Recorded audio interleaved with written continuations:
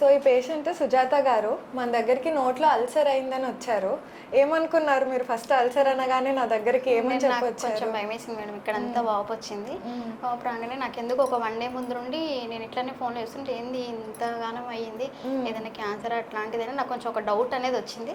తర్వాత నాకు ఇంకా ఎట్లయినా ఖచ్చితంగా మేడం దగ్గర చూపించుకోవాలని చెప్పి మీ దగ్గరికి వస్తే మీరు బాగా చెప్పినారు మేడం, టెన్షన్ ఏం పడద్దు, ఇది అట్లాంటిది ఏం కాదు, కాలు పెయిన్ మాత్రమే అంతే. అది సో చాలామంది ఏంటంటే అల్సర్ రాగానే నేను ముందు వీడియోస్లో డిస్కస్ చేసినట్టు క్యాన్సర్ అనుకొని భయపడతారనమాట.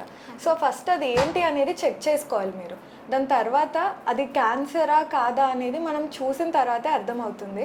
అండ్ ఈ కేసులో అది క్యాన్సర్ కాదు, 90% ఆఫ్ ద పేషెంట్స్లో అది క్యాన్సర్ అయ్యి ఉండదు, కానీ మీరు జస్ట్ చూసి భయపడ్డాం అంతే.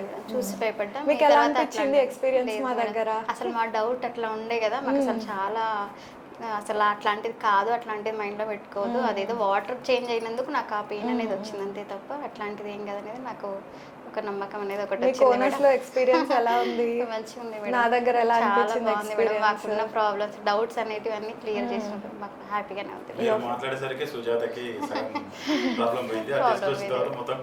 Good good.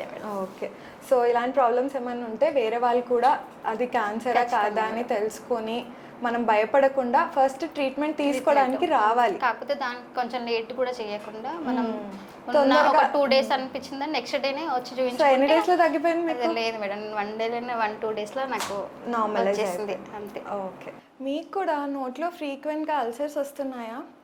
దాన్ని మీరు ChatGPTలోనో గూగుల్లోనో చూస్తే క్యాన్సర్ అని చెప్తుందా? సో నార్మల్ అల్సర్స్ ఏంటి, క్యాన్సర్ వల్ల వచ్చే అల్సర్స్ ఏంటి అని వాళ్ళు తెలుసుకుందాం. సో అల్సర్ అంటే ఆఫ్థస్ అల్సర్ అంటామన్నమాట మనం మెడికల్ టర్మ్స్లో. ఇది ఎందువల్ల వస్తుంది? ఫస్ట్ మోస్ట్ కామన్ థింగ్ ఏంటంటే vitamin deficiency.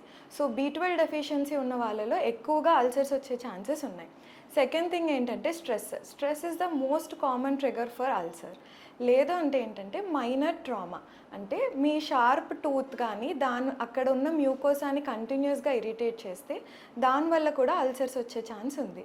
And last important thing which has to be not forgotten is cancer. So cancer ఉన్నప్పుడు కూడా అల్సర్ లాగానే ఉంటుంది. సో నార్మల్ అల్సర్ ఏంటి, క్యాన్సర్ ఏంటి అనేది ఎలా తెలుసుకోవాలి అనేది చెప్తాను.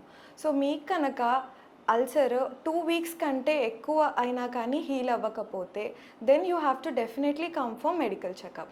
సో క్యాన్సర్లో అల్సర్ ఫీచర్స్ ఏంటి అనేది మేము చెక్ చేసుకొని ఇఫ్ రిక్వైర్డ్ బయోప్సీకి పంపిస్తామన్నమాట. సో అర్లీగా డిటెక్ట్ చేసుకోవచ్చు. And every ulcer is not cancer. So అర్లీగా ఐడెంటిఫై చేసుకొని ట్రీట్మెంట్ తీసుకుంటే you will have better results. For any such ENT complaints, kindly do consult Onus Robotic Hospitals. I am Dr. Akshita Reddy, your ENT specialist.